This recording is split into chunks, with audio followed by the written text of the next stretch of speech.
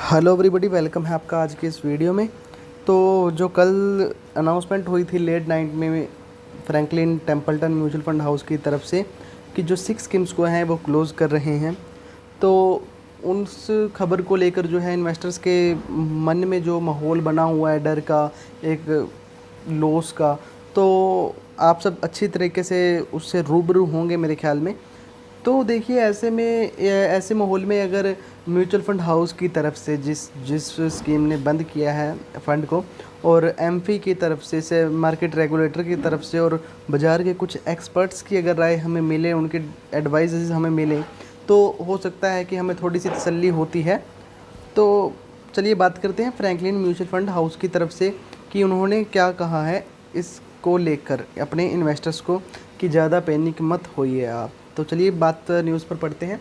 तो उन स्कीम्स के अलावा these apart the house has 15 equity funds worth rate 36,663 crore.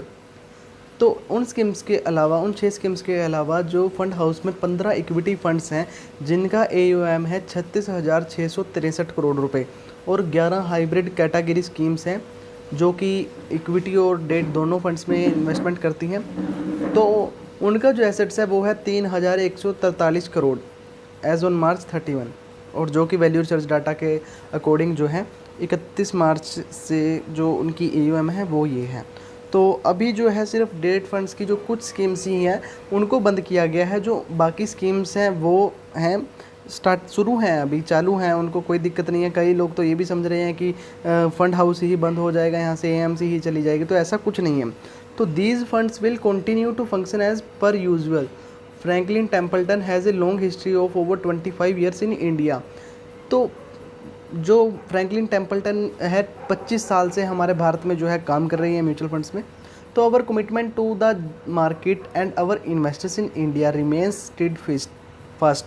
तो इन्वेस्टर से और मार्केट से जो है अपील कर रहे हैं वहाँ के CEO, Franklin Templeton mutual fund के CEO Jenny Johnson ji president and CEO हैं। उन्होंने एक प्रेस स्टेटमेंट में कहा है कि पैनिक होने की ज़रूरत नहीं है, हमारा जो है आपको जो पैसे हैं वो भी आपको मिलेंगे जो जिसने आपने इन्वेस्टमेंट कर रखा है, पर कब मिलेंगे, कैसे मिलेंगे, वो अभी कोई क्लैरिफिकेशन नहीं हो पाई है। तो चलिए आगे बढ़ते हैं। एमफी की तरफ से क्या स्टेटमेंट आई है। AMFI advises to remain invested in mutual fund to create wealth over the long term. तो देखिए, एमफी जो है अम्ब्रेला बॉडी है म्यूचुअल फंड इंडस्ट्री की, association of mutual fund in India. तो उनकी तरफ से भी अगर एक एडवाइस मिलती है तो वो भी काफ़ी अच्छी बात है। तो वो जो इन्वेस्टर्स को कह रहे हैं कि आप म्यूचुअल फंड में इन्वेस्ट करते रखिए अपनी, अगर आपकी SIP चल रही है किसी और स्कीम में तो आप उसको रिमेन इन्वेस्टेड रखिए, पैनिक होने की ज़रूरत नहीं है आपको। कई अननेसेसरी आप रिडिप्शन ना करें अपनी स्कीम में से। ऐसा क्या होगा कि सिर्फ ऐसे फिर स्कीम्स, हर एक स्कीम सी जो डाउन जाती रहेंगी। तो आज जो है एक देखने को मिला था डेट मार्केट में जो है बिकावली हुई थी काफ़ी। तो AMFI strongly recommended that investors continue to focus on their investment goals, consult their financial advisor.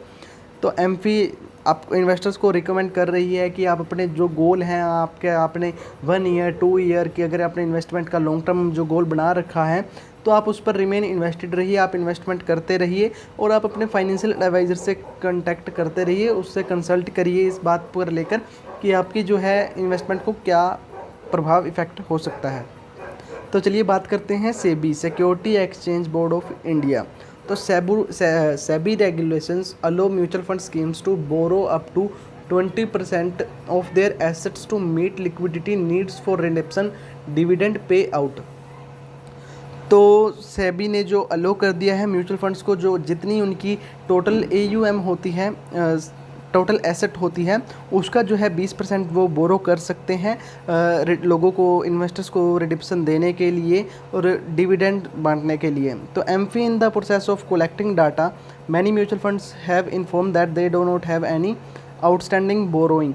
तो एमफी के डाटा के अकॉर्डिंग जो है काफ़ी म्यूचुअल फंड हाउसेस ने ऐसा भी कहा कि उन पर कोई भी बोरोइंग नहीं है इस समय। तो चलिए आगे बढ़ते हैं अपनी बात पर। तो आगे बात करेंगे नीलेश साहा जी की, जो कि चेयरमैन है एमफी में, association of mutual fund in India, और साथ ही साथ MD है मैनेजिंग डायरेक्टर कोटक AMC में। तो वो कहते हैं कि banking liquidity in excess of rate 7,000 crore, term repo operation conducted by the RBI। तो देखिए जो एक रेपो ऑपरेशन है 7,000 करोड़ का, जो कि RBI की तरफ से चलाया जा रहा है बैंकिंग लिक्विडिटी को लेकर, कि बैंक्स में है जो लिक्विडिटी बनी रहे। तो expectations of further rates cuts and operation trusted by the RBI is likely to keep bond market liquid and normally functioning in current challenging times. तो अभी कुछ समय पहले ही RBI ने रेपो रेट्स में कमी की थी, रिवर्स रेपो रेट्स में कमी की थी। तो उसी को चलते हैं जो एक वो कहते हैं कि बॉन्ड मार्केट में भी लिक्विडिटी के लिए एक जो है RBI अनाउंसेस कर सकती हैं, और RBI को ही कुछ करना पड़ेगा बॉन्ड्स में लिक्विडिटी रखने के लिए। तो और जो है धीरे धीरे जो है एक बॉन्ड्स की भी एक नॉर्मली जो फंक्शनिंग होती है वो धीरे धीरे मार्केट में शुरू हो जाएंगे यूज़ होना, लिक्विडिटी जो है बॉन्ड्स में भी आ जाएगी बहुत जल्द ही। तो आगे बात करते हैं अनिल सिंघवी जी के बारे में, जो कि जी बिजनेस के में एडिटर हैं। तो देखिए मैंने कोई इनकी न्यूज़ नहीं है, कोई इन्होंने पोस्ट नहीं की है कुछ इस पर, तो मैं बट जी न्यूज़ देखता हूँ, जी बिजनेस देखता हूँ। तो अगर आप भी वहाँ पर फॉलो करते होंगे तो उनकी भी यही सलाह है कि आप अगर इन्वेस्टर्स ने किसी स्कीम, डेट फंड स्कीम्स में इन्वेस्टमेंट कर रखी है तो आप उसमें अननेसेसरी रिडिप्शन ना करें, पैसे ना निकालें पैनिक होकर कि हमारे पैसे डूब ना जाएं। तो ऐसा जो है कुछ भी नहीं होने वाला है। तो आपको अगर ज़रूरत है तभी उसमें से अपने पैसे निकालें, अननेसेसरी आप अपने पैसे ना निकालें। हाँ, आप अपना पोर्टफोलियो चेक कीजिए, पोर्टफोलियो की परफॉर्मेंस चेक कीजिए। आपने जिस स्कीम्स में इन्वेस्टमेंट कर रखा है उस स्कीम की जो है परफॉर्मेंस चेक कीजिए, कैसा है आपका टाइम होरिजन कैसा है। तो उसके देखते हुए जो है आप अपनी इन्वेस्टमेंट के जो है एक कदम उठा सकते हैं उसके प्रति।